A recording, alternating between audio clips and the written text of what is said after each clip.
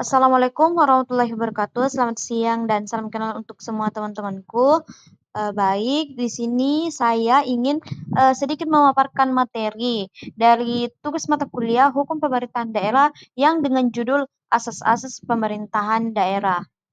Nah, untuk mempersingkat waktu, mari kita memperkenalkan diri terlebih dahulu.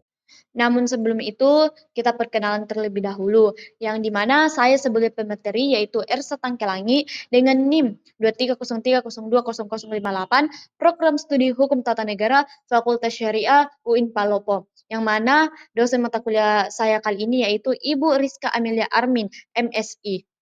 Nah, untuk mempersingkat waktu teman-teman, di sini saya ingin menjelaskan tentang latar belakang dari asas-asas pemerintahan daerah. Pemerintahan daerah di Indonesia dilaksanakan berdasarkan prinsip-prinsip atau asas-asas tertentu yang menjadi landasan operasional dan filosofis dalam penyelenggaraan urusan pemerintahan di tingkat lokal. Asas-asas ini tidak hanya mengatur pola hubungan antar pemerintah pusat dan daerah, tetapi juga menjadi pedoman dalam pengambilan keputusan, pengelolaan sumber daya, pelayanan publik, dan pengawasan dalam sistem pemerintahan daerah. Asas-asas pemerintahan daerah diatur dalam peraturan perundang-undangan, terutama Undang-Undang Nomor 3 Tahun 2014 tentang pemerintahan daerah. Dengan ini, memahami asas-asas ini, kita bisa melihat bagaimana pemerintah daerah menjalankan fungsinya secara sah, adil, demokratis, dan bertanggung jawab. Nah, adapun pengantar pemerintahan daerah yang pertama yaitu pemerintahan daerah merupakan penyelenggaraan urusan pemerintahan oleh pemerintah daerah dan DPRD menurut asas otonomi dan tugas pembantuan.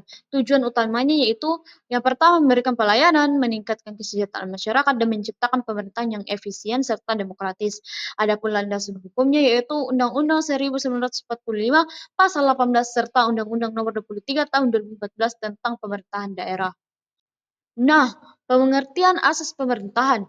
Asas pemerintahan adalah prinsip dasar yang menjadi landasan dalam penyelenggaraan pemerintahan, baik pusat maupun daerah. Dalam konteks pemerintahan daerah, asas ini menjadi pedoman dalam pengambilan keputusan, pelaksanaan kebijakan, dan pelayanan kepada masyarakat. Yang ketiga, tujuan. Tujuan penggunaan asas ini adalah untuk menciptakan sistem pemerintahan yang tertib, adil, bertanggung jawab, dan sesuai dengan nilai-nilai demokrasi. Tak hanya latar belakang, pengantar pemerintahan daerah, serta pengertian asas pemerintahan. Tentu kali ini teman-teman kita akan membahas tentang jenis-jenis asas pemerintahan daerah. Yang pertama, asas desentralisasi. Asas desentralisasi yaitu pelimpahan wewenang dari pemerintah pusat kepada daerah otonom untuk mengatur dan mengurus urusan pemerintahan. Contohnya, pemerintah kabupaten mengatur pendidikan dasar di wilayahnya. Tujuannya agar pelayanan publik lebih dekat dan sesuai kebutuhan masyarakat lokal. Yang kedua, asas dekonsentrasi, yaitu pelimpahan wewenang dari pemerintah pusat kepada pejabat daerah di wilayah tertentu. Biasanya terjadi dalam urusan yang bersifat administratif, contohnya kantor administrasi wilayah di provinsi. Ketiga, asas tugas pembantuan, yaitu penugasan dari pemerintah pusat kepada pemerintah daerah untuk melaksanakan tugas tertentu. Pemerintah daerah tidak memiliki kewenangan menetapkan kebijakan, hanya menjalankan tugas. Contohnya seperti penyelenggaraan pemilu yang dibiayai pusat tapi dilaksanakan daerah.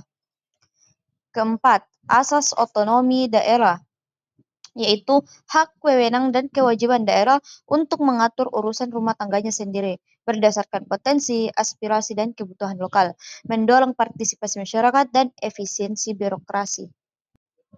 Setelah adanya 4 jenis-jenis asas pemerintahan daerah, ada juga asas-asas umum pemerintahan yang baik atau AUPB.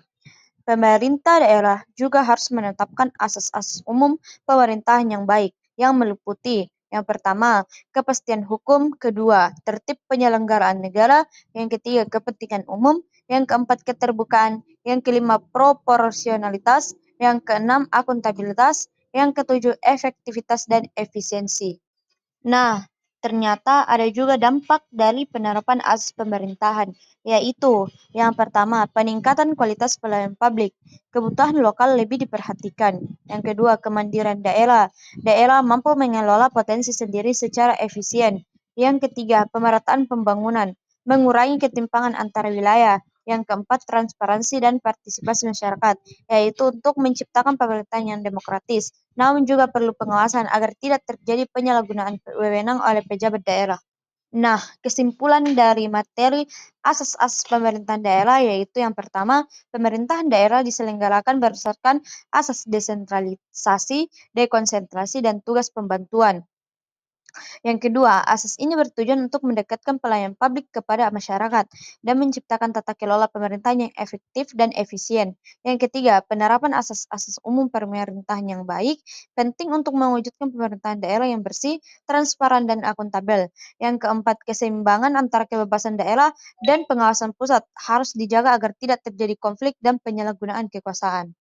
Nah, telah selesailah materi tentang asas-asas pemerintahan. Jikalau ada teman-teman yang ingin mengajukan pertanyaan, tolong diajukan di kolom komentar. Sekian presentasi dari saya, kurang dan lebihnya mohon dimaafkan. Assalamualaikum warahmatullahi wabarakatuh.